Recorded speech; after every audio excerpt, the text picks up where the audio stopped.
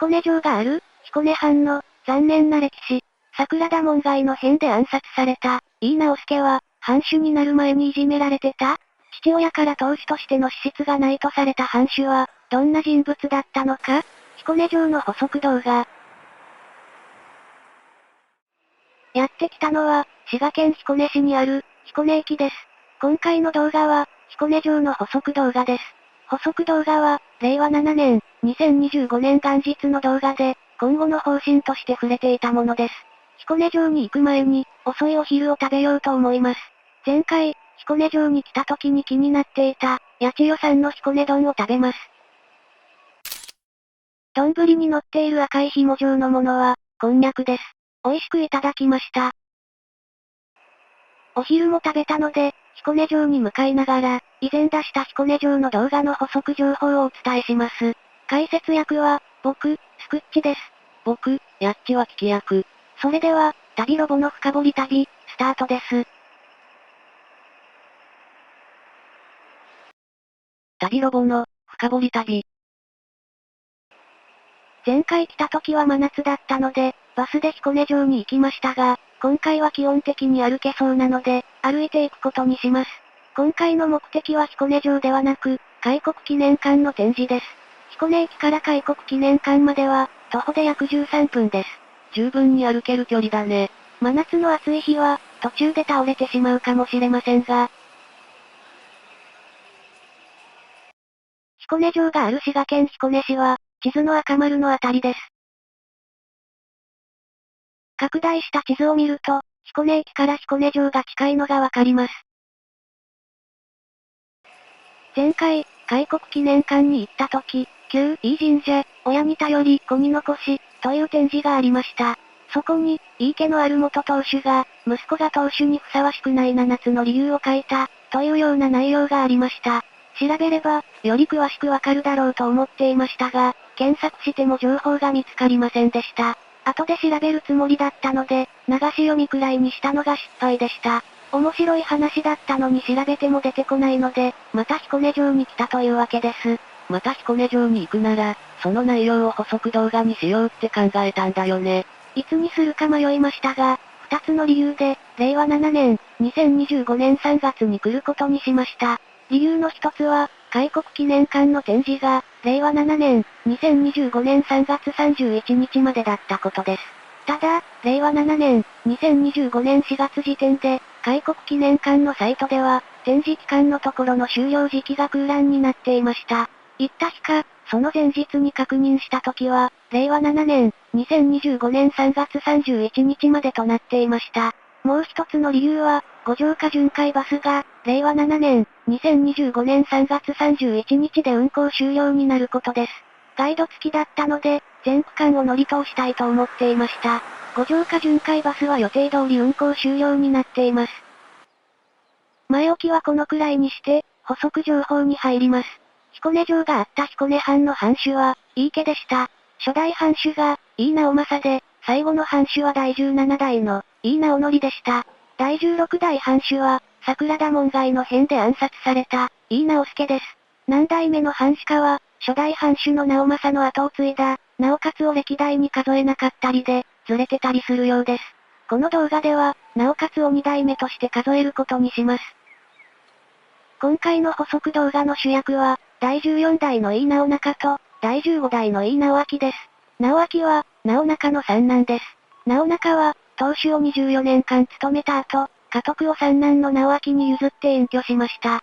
でも、直中は、隠居後も大御所政治を続けたそうです。大御所政治は、隠居後も実権を持ち続けて、政治をすることです。直中が亡くなったのは、隠居してから10年後です。直中は、亡くなる2年前に遺言状を残しました。遺言状は、家老に宛てて直明の当主としての欠点を、7点書き連ねたものだったそうです。遺言状には、直明は当主としての資質がないため、藩政を継ぎ次第、すぐに隠居させるべきと書かれていたとのことです。直中は、家督を譲ったのに大御所政治をして、さらに直明に当主の資質がないって遺言状に書いたの？そういうことみたいです。それなら家督を譲らなければよかったんじゃない？直明は三男だったんだから。そうですよね。でも、そこには理由があったようです。長男の直清が病弱だったため、三男の直明が家督を継ぐことになったそうです。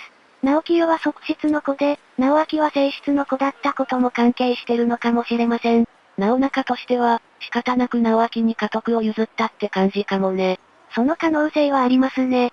本当は家督を譲りたくなかったけど、譲るしかなかったから、大御所政治をして、彦根藩を守ってたのかもしれませんね。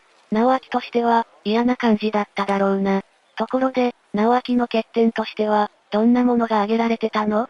それについては、開国記念館の展示にも書いてありませんでした。残念。直中と直明の関係は、井伊家の祖先祭祀にも影響を与えたようです。江戸時代後期に、藩の歴史を調べ、藩主の祖先、藩祖を祀る動きが起こりました。それが、祖先祭祀です。祖先祭祀は、藩のルーツを再確認して、もう一度組織を秩序化させるための動きだと考えられてるそうです。江戸時代後期、彦根藩でも祖先祭祀が行われました。直中は五国殿を建て、徳川家康と、藩祖の井伊直政、井伊直孝を祀りました。直政は初代藩主で、直孝は彦根城を完成させた、三代目藩主です。一方、直明は井伊神社を建て、井伊家の始祖である、友康を祀っています。直中と直明が、別々に祖先祭祀をしたってこと？そういうことみたいです。開国記念館の展示には、直明が祖先祭祀をした理由についても書かれています。直中からの評価が低く、体制を整えるには、藩祖祭祀を継承、強化する必要があったのではないか、とのことです。直中は藩祖を祀って、直明は井伊家の始祖を祀ったんだよね。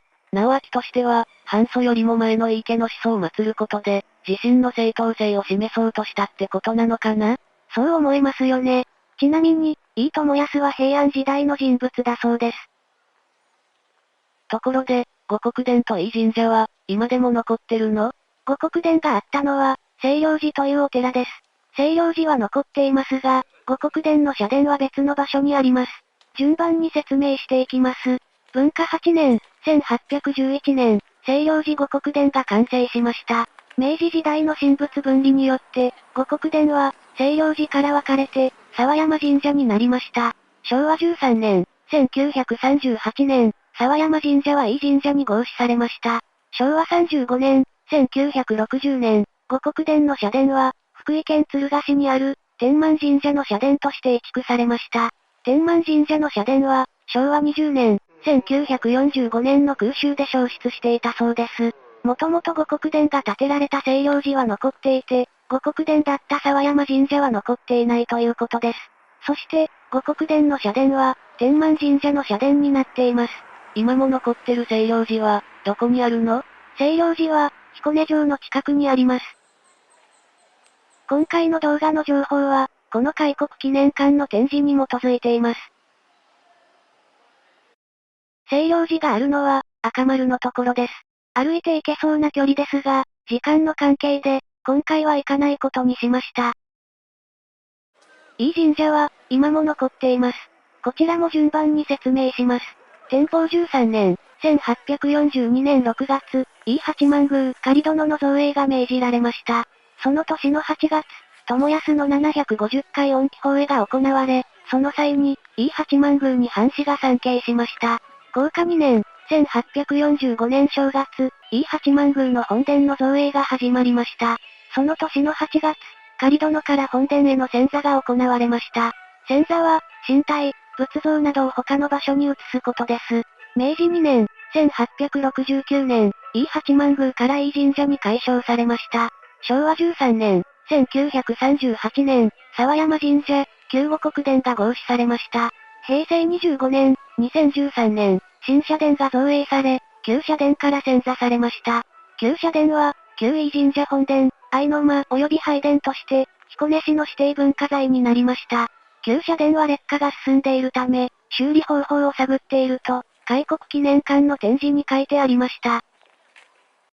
井伊神社があるのは、赤丸のところです。五国殿があった場所から近い？五国殿があった清涼寺、沢山神社と、井伊神社の位置関係はこんな感じです。直中に当主としての資質がないと言われた、直明が建てた井伊神社だけが残ってるのは皮肉ですね。資質がないとされた直明ですが、実際はどうだったのでしょうか？詳しいことはわかりませんでしたが、見つけた情報をまとめて紹介しようと思います。真偽のほどは定かではないので、話半分で聞くことをお勧めします。直明は、洋書を買ったり、蘭学者を登用したり、解明的な政策を取ったそうです。でも、支給派の家臣には理解されず、難しき殿様と皮肉られたとのことです。また、直明は、コレクターでもあったそうです。以前に、彦根城博物館で、展覧会が行われたこともあったようです。展覧会のタイトルは、コレクター大名、井伊直明、知られざる大コレクションの全貌。直明のコレクションの特徴は、詳細を記した道具帳を自ら作成してることみたいです。直明が彦根藩の藩主だったのは、江戸時代後期です。西洋船来襲の脅威から相模の国を守るため、幕府から沿岸警備を命じられました。沿岸警備は井伊家より格下の大名がやることで、井伊家の価格でやることではなかったそうです。しかも、警備の兵たちは上役が見てないとだらけて、他の藩の失笑を買ったとのことです。本来はもっと格下の大名がやる仕事なのに、幕府から命じられたってこと？そういうことだと思います。命じられた理由はわかりませんが、直明は、井伊家の価格を落としたということなのかもしれません。さらに、直明の残念エピソードが見つかりました。直明は後継ぎに恵まれず、弟の直元を養子にしました。でも、直元が若くして亡くなってしまったため、仕方なく残っていた弟の直助を養子にしました。直助は、桜田門外の変で暗殺された、井伊直助のことです。直明は、直助のことが嫌いだったようで、陰険ないじめをしていたそうです。そのため、直明は、200年来ない、人情なしと陰口を言われていたとのことです。黒船来航の3年前の、嘉永3年、1850年10月1日、直明は、藩主在任中に亡くなりました。後を継いだのは、いじめられていた直助です。最初は変わった藩主だと思ってたけど、最後のエピソードはひどいね。いじめの具体的な内容もありましたが、当主としての資質を疑うような内容でした。直中はどんな藩主だったの？直中は、官政の改革に倣って、藩政改革を行ったそうです。財政再建のための倹約令や、防火制度の整備、殖産興業政策を行ったとのことです。官政11年、1799年に、藩校として稽古館を創設して、人材育成にも取り組んだそうです。治水工事なども行ったみたいです。ただ、これらの情報があったサイトには、いい神社を創設と書いてありました。いい神社を建てたのは直明で、直中が建てたのは五穀殿です。直明と同じように、直中についても、どこまで正しいかわかりません。最後に、彦ニャンについて、説明して終わろうと思います。彦ニャンのモデルは、井伊直孝にゆかりのある白猫です。直孝は彦根藩の藩主で、2代目とされたり、3代目とされたりしています。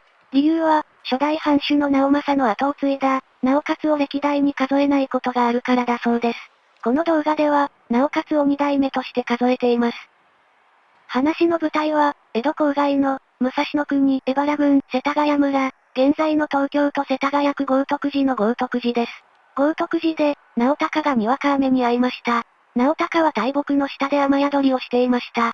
その時、手招きする白猫を見て近寄ったところ、雨宿りをしていた大木に雷が落ちたそうです。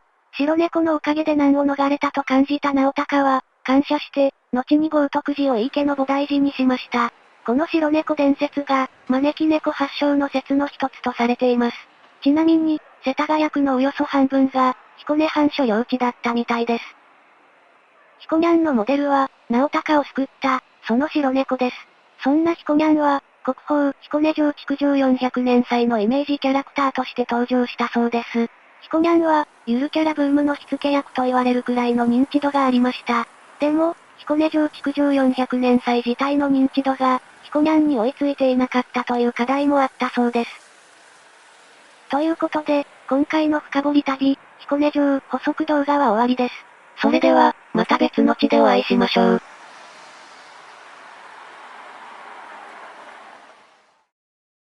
ご視聴ありがとうございました。チャンネル登録、高評価で、僕たちの旅を応援してくれると嬉しいです。